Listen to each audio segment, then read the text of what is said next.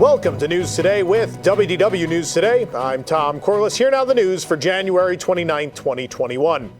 The Orlando Sentinel has announced that a new strain of COVID-19 has been found right here in Orange County, Florida, where the Walt Disney World Resort is located.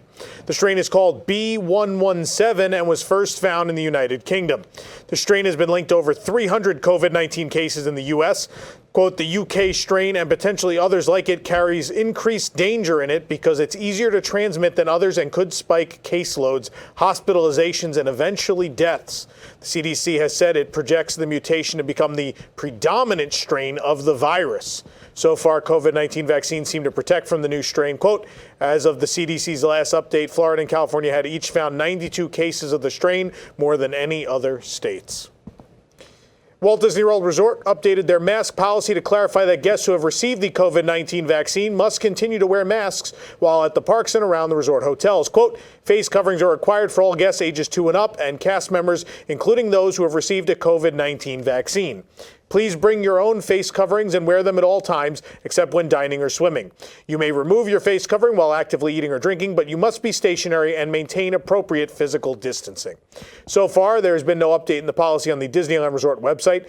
In California, the stay-at-home order was recently lifted, allowing guests to once again eat and drink on property. When it comes to merchandise, we love everything themed to the Haunted Mansion. However, a couple of years ago, a Haunted Mansion-themed attraction pen was sold with a memorable misspelling mistake. Well, they've struck again. A new door hanger has had the same misfortune. We found this foolish mortal door hanger at Celebrity Five and Dime at Disney's Hollywood Studios. The front of the hanger has the signature purple and black wallpaper from the attraction, and then foolish instead of foolish can be found.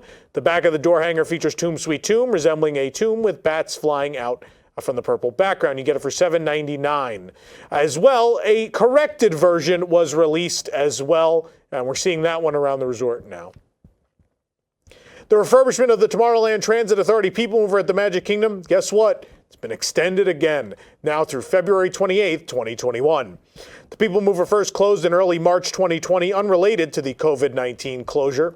We have witnessed extensive testing of the attraction in the past few months, but the refurbishment nonetheless has been extended once again. The extent of the refurbishment is still unknown, but it looks like the People Mover may be closed for almost a full year, if not more.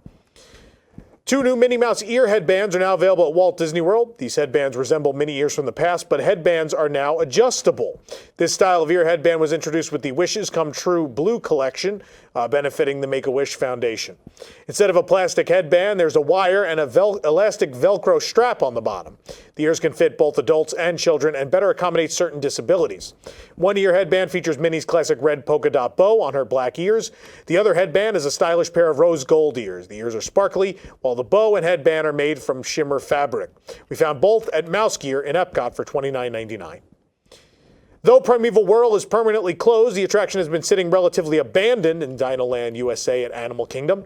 Ride vehicles were removed late in July, and now, 6 months later, a piece of the track is missing. Judging by the gap in the track, it looks like this piece was purposefully removable, but why the piece has been removed while the ride is no longer functioning remains a mystery. We checked the rest of the visible attraction, but nothing seemed to be missing otherwise, just this one piece of track. It's curious if this is the beginning of the teardown process or just an isolated, unrelated removal. We've been watching the construction of the M&M store at Disney Springs since the concept art for the store was released a year ago. Now the final large M&Ms have taken their place on the front of the store.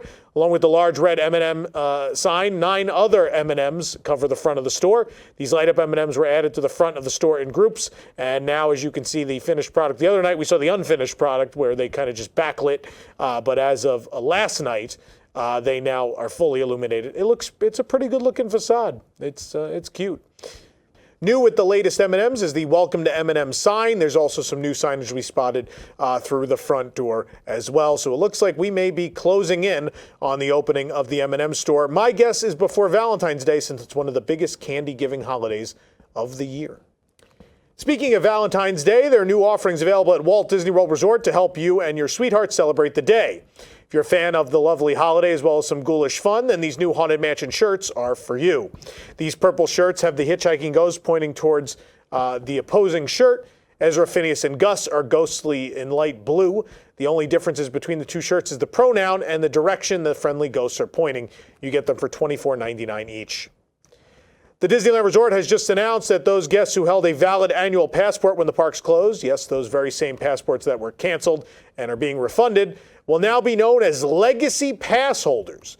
Don't worry, the 30% merchandise discount previously announced are still in place through February 25th, but what is new with the announcement is that after that date, the standard annual pass discounts on food and merchandise will continue to be available at Downtown Disney and Buena Vista Street locations. It's unknown what additional perks will be announced for Legacy Pass holders or until when, or even when they'll be available to you. With Disneyland Resort once again allowed to have guests dining outside, they're recalling 232 cast members to work immediately. Positions will be filled for Carthay Circle, Award Wieners, Smoke Jumpers Grill, and ODV carts and the like. In the first wave of recalled cast, Disney is bringing in 71 cast members in table service, 138 members in quick service, and 23 members in outdoor vending. Disneyland Resort reopened Buena Vista Street and all of these establishments not long before the stay-at-home order was given for the state. But with that order now rescinded, Disney will look to reopen all these establishments as quickly as possible. In fact, what you're looking at now is the return of those outdoor vending carts. They are back. So you can get all sorts of wonderful Disney park treats in California once again, right there in front of Carthay. And I'm sure more of these will be reopening in the next several days. As part of this, a new extended seating area popped up in front of Grizzly Peak as well. Life slowly returning to the Disneyland Resort. It sure is nice to see. Originally planned to reopen in February, Disneyland Paris is now scheduled to open on April 2nd, 2021. But back in October, the park rolled out the standby pass system to minimize wait times and ensure distancing.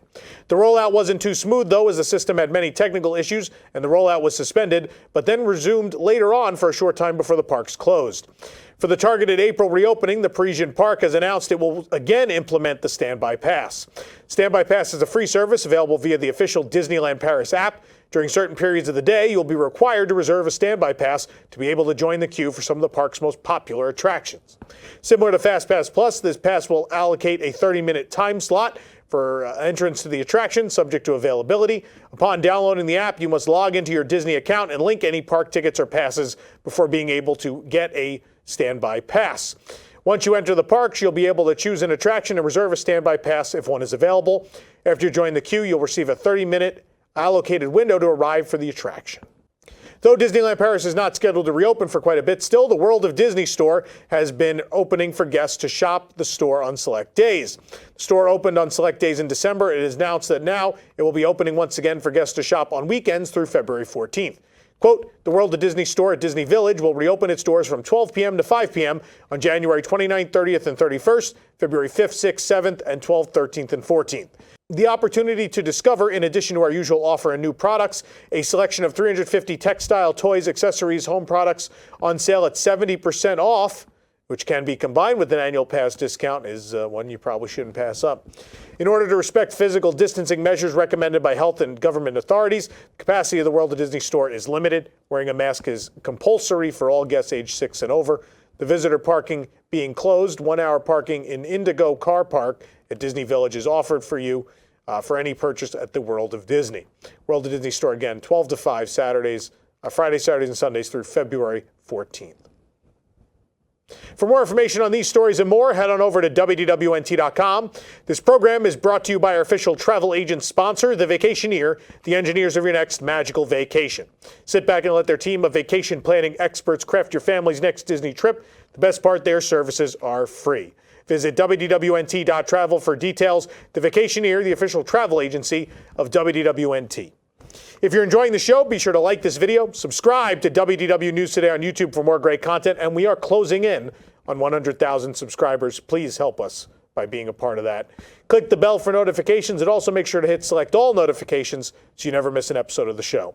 We also had some other great programs on the channel this week. If you missed the second episode of Timekeeping, which recaps all of 1971, the opening year of Walt Disney World, make sure you check that out. And just last night, we had what I think is one of the best episodes of WDW News Tonight we've ever had, including a donut death match where we tried 10 different donuts from both Voodoo Donuts at City Walk in Universal and the new Everglaze Donuts at Disney Springs. Who won?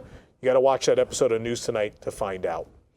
For the worldwide leader in Disney Parks news, this is Tom Corliss saying enjoy the rest of your today and have a great, big, beautiful tomorrow.